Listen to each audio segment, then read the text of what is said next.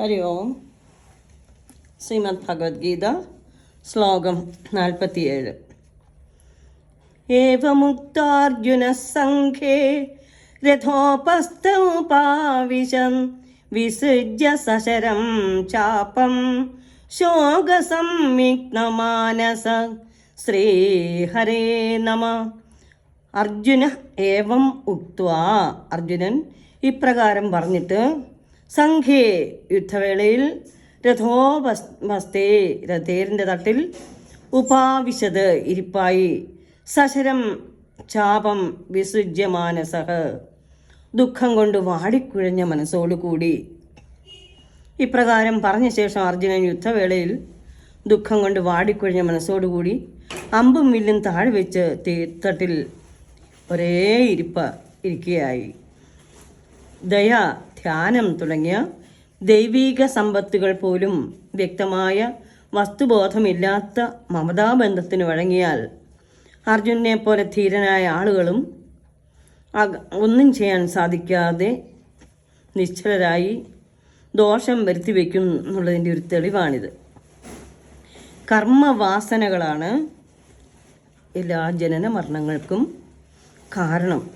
ശുഭവാസനകളെന്നും അശുഭവാസനകളെന്നും രണ്ട് വിധമുണ്ട്. ശുഭവാസനകൾ അധികമുള്ള മനുഷ്യർ ദേവവർഗമെന്നും അശുഭവാസനകൾ അധികമുള്ളവർ അസുരവർഗമെന്നും വേർതിരിച്ച് അറിയുന്നു.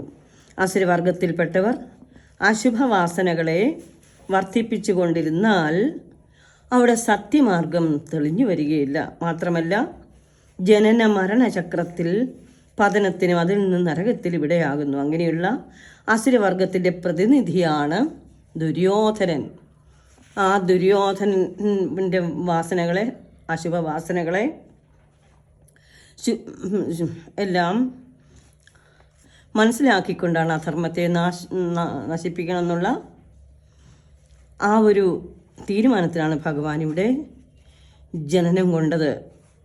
ശുഭവാസനകളെ വളർത്തിയിട്ടുള്ള ദേവവർഗത്തിൻ്റെ പ്രതിനിധിയാണ് അർജുനൻ. എന്നാൽ ഇവിടെ അർജുനൻ്റെ വിഷാദം അജ്ഞതയുടെ വിഷാദമായി മാറാൻ കാരണം സിദ്ധാന്തപരമായി സത്യസ്വരൂപത്തെക്കുറിച്ച് ബോധമില്ലായ്മയും സ്വകർമ്മ മാർഗത്തിൻ്റെ ധീരന്മാരായ ദൈവീക സമ്പന്നന്മാർക്ക് പോലും ചിലപ്പോൾ അതിരറ്റ വിഷാദം വന്നു ചേരാം. അതാണ് ഇവിടെയും സംഭവിച്ചത്.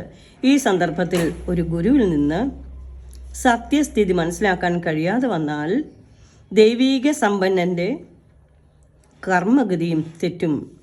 വില്ലുവമ്പ് ഉപേക്ഷിച്ച് തേർത്തട്ടിലിരിക്കുന്ന അർജുനന് അലസത ഉണ്ടായി. മാത്രമല്ല, പരധർമ്മം അംഗീകരിച്ച് കഴിവില്ലാത്ത കാര്യങ്ങൾ ചെയ്ത് നശിക്കുക.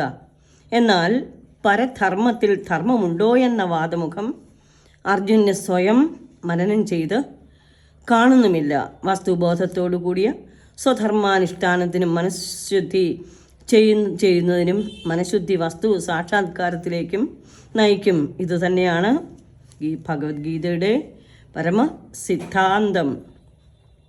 മനഃശുദ്ധി അത് സാക്ഷാത്കരിക്കണം. മനഃശുദ്ധി ഉണ്ടെങ്കിൽ മാത്രമേ നാം മനനം ചെയ്ത് എല്ലാം വിവേകപരമായിട്ട് നടപ്പിലാക്കാൻ നമുക്ക് ധൈര്യമുണ്ടാകുകയുള്ളൂ. ഭഗവാന്റെ ആ വാക്കുകളെ, അർജുനൻ്റെ കൊടുത്തിരിക്കുന്ന ഉപദേശങ്ങളെ നമുക്ക് സ്വീകരിച്ച് നമ്മുടെ ജീവിതയാത്രയിൽ വിജയം കൈവരിക്കാൻ ഏവർക്കും സാധ്യമാകട്ടെ എന്ന് പ്രാർത്ഥനയോടെ ഈ ഒരു അധ്യായം ഇവിടെ സമാപ്തമാകുന്നു. സർവം ശ്രീകൃഷ്ണ അർപ്പണമസ്തു. ഹരി ഓം.